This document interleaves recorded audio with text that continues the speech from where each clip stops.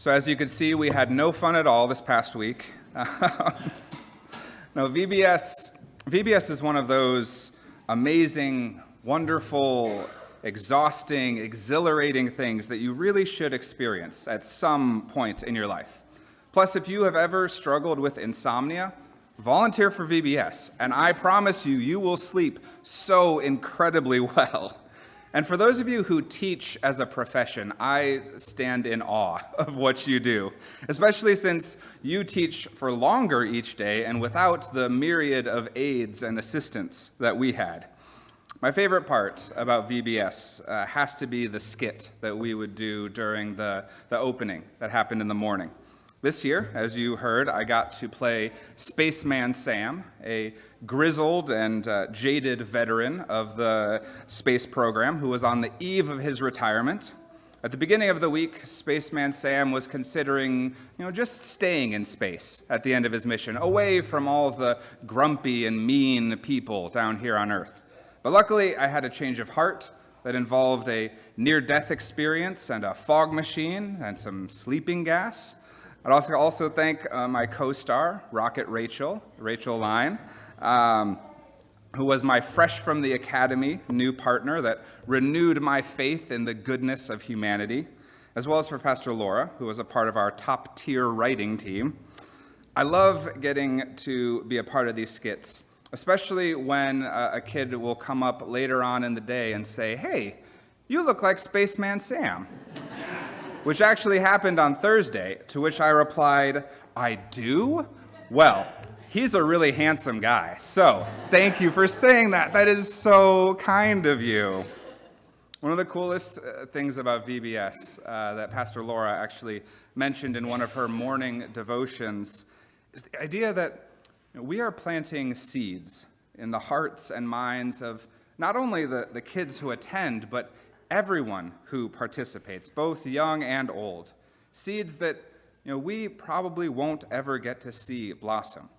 But even though we might not get to see the fruits of our labor, planting them is still an absolutely worthwhile exercise. Because you just never know.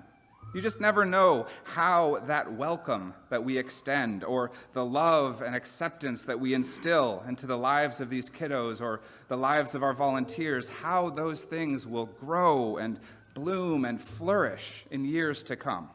And I can say that with certainty because my love of playing characters like Spaceman Sam or Scuba Sam, as the kids have decided my character will be called next year already, that is a direct result of a seed that was planted in my heart when I attended my church's VBS when I was in middle school. While the younger kids were off doing their rotations and their activities, our group of 6th, 7th, and 8th graders spent the day rehearsing Bible stories to act out at the close. And my favorite skit that we got to do was the calling of Samuel. You probably know the story, but Samuel was the apprentice to the high priest Eli. And as he lays in bed each night, God calls out to him. But each time, he thinks that it's Eli who's calling him. I, of course, played Samuel, we put 3 different chairs together as my bed in front of the altar space, and I lay there sleeping peacefully. And then my friend Chris played God. We had one of those solid pulpits, where you can't see through it, and he would rise up out of the pulpit with this ridiculous expression on his face and yell, "Samuel!" At which point I would leap out of my sleep, fall to the ground, arms flailing, kids would roar in laughter, and I would run over to Eli, who was played by my friend Caleb, and yell, "Here I am, for you called me," as I panted out of breath. Just like in the actual Bible story, we repeated that slapstick back and forth a few times before Samuel finally answered God, saying, "Speak, for your servant is listening." It personally took me another decade or two before I was willing to say those words for myself and listen to God's call in my own life, but thankfully I did. And as a result, I have gotten to see that seed that was planted in the sanctuary of Coastside Lutheran Church as it blossoms here at Bethlehem. Another thing that I love about VBS is that just like our church, all are welcome. You don't have to be a member for your kids to attend or for you to volunteer. You don't have to be Lutheran or attend one of our preschools. There's no expectation that you will come to church the following Sunday. There's always an invitation, but never an expectation. VBS is open to all in a way that fits perfectly with our gospel story for today, which is all about welcome. And although the passage is fairly short, it is full of lessons to be learned and wisdom to be gleaned about what it means to welcome others. We are told that even an act as simple and heartfelt as offering a cup of cold water to one of these little ones is an act worthy of a heavenly reward. I wasn't thinking about this passage at the time, but we actually did give cups of water to the kids one of the days in the imagination station. Not for drinking, but so that they could paint with it on the concrete as we were waiting for the next phase of our main project to be ready. And it resulted in one of the best things that I heard anyone say all week. As you can imagine, repeatedly dipping a paintbrush into the cup and painting the sidewalk resulted in not only some cool designs on the ground, but also some fairly dirty cups of water. And as we were cleaning up, one of the girls in one of the groups looked at her cup and said, "Wow, look how dirty the water is. Really makes you rethink the 5-second rule." The 5-second rule, of course, being the notion that it's okay to eat something that has fallen on the ground as long as you pick it up within 5 seconds. Such wisdom and insight at such a young age.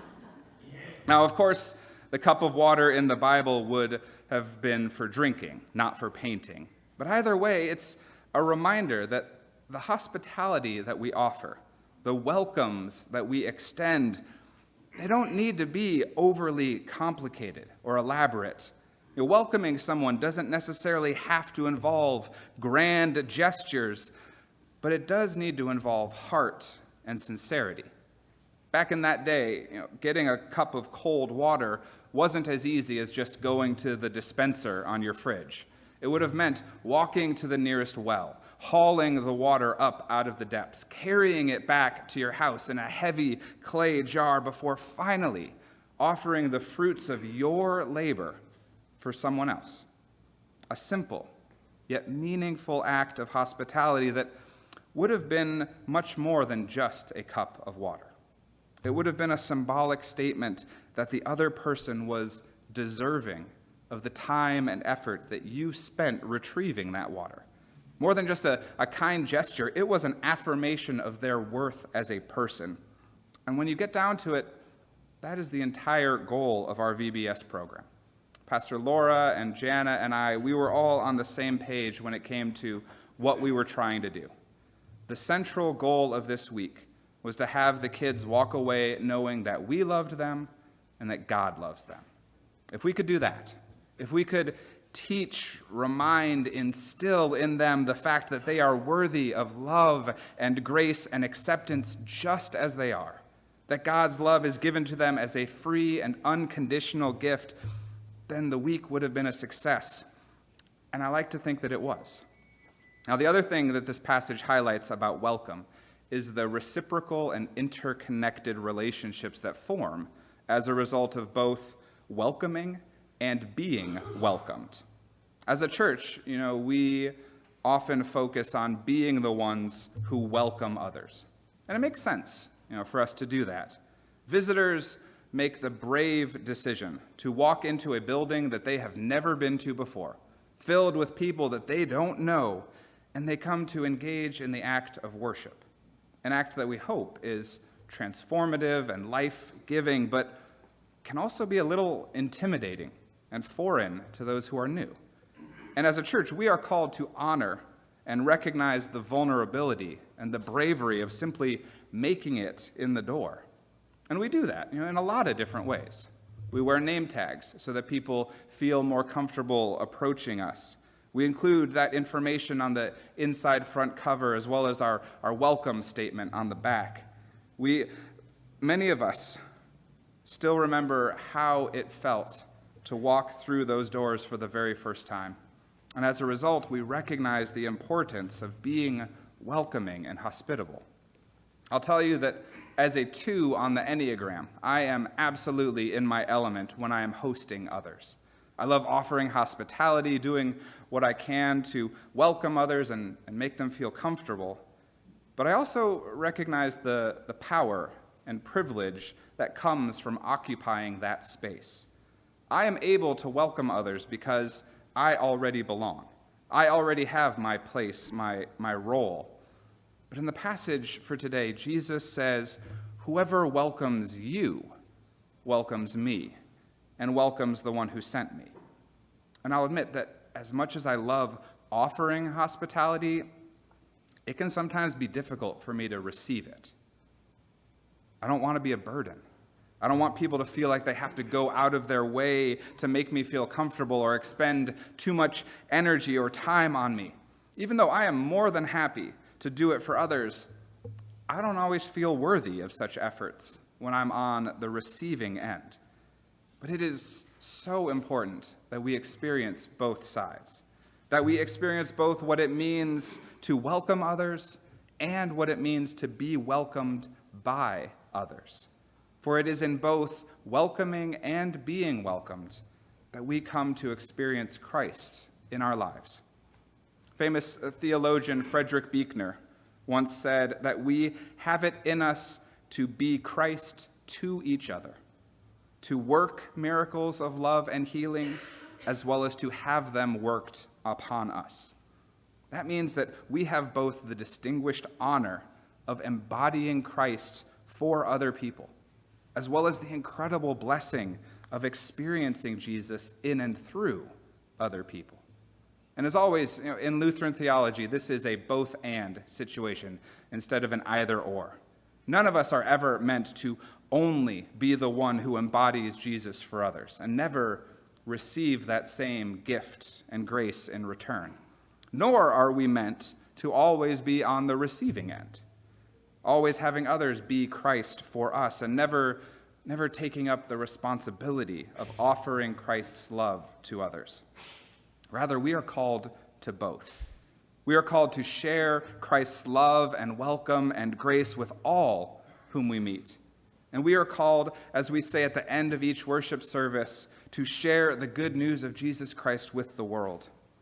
And we are also called to occupy that vulnerable space, that brave space of being the one who is welcomed, of recognizing that we don't have a monopoly on Jesus' love, that we should not be so arrogant as to think that we are God's only vehicle for being made known, being made manifest in the world, that our neighbor or the stranger who walks by us on the street or the person who sets foot in this sanctuary for the very first time, that they are just as likely to act as Christ to us as we are to act as Christ to them.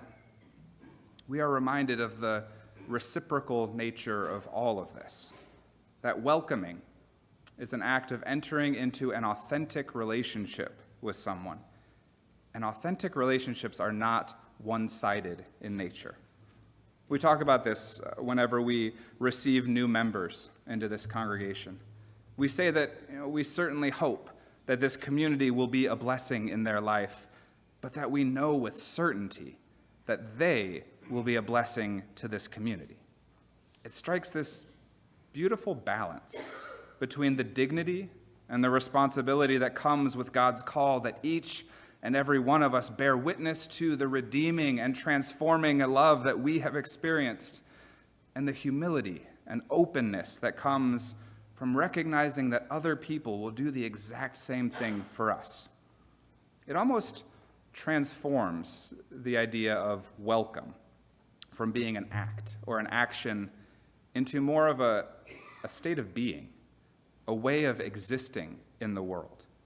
We become both conduits for and recipients of God's mercy and love, God's unconditional grace.